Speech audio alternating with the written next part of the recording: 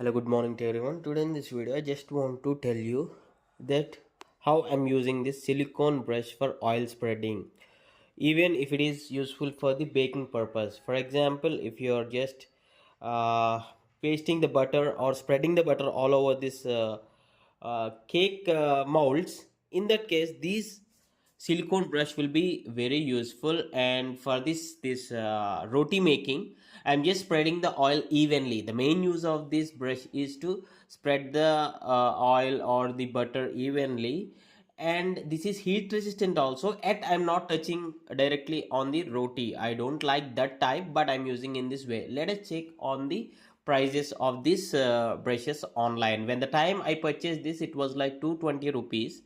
If possible, I'll be attaching the same product with the same color in the view products. And see here, when you purchase this silicone, or when you look at this, there are very various options available, like 120 rupees to 300, something like that.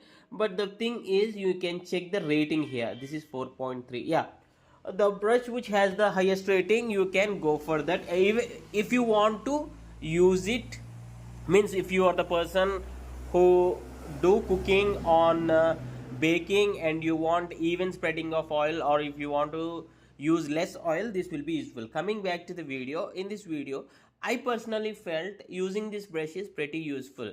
Not exactly for roti making. See here, I'm just spilling this. Even though I used a bit of oil extra, but this is because I'm recording with my phone camera and using this. If not, I'll be using very less oil, and this is heat resistant also, yet I won't touch with the heating objects. If it is not heating objects like spreading butter or something like that, in that case this silicone brush will be very useful. Please do comment who else are using this type of brushes for your cooking, and thanks for watching. Have a nice day.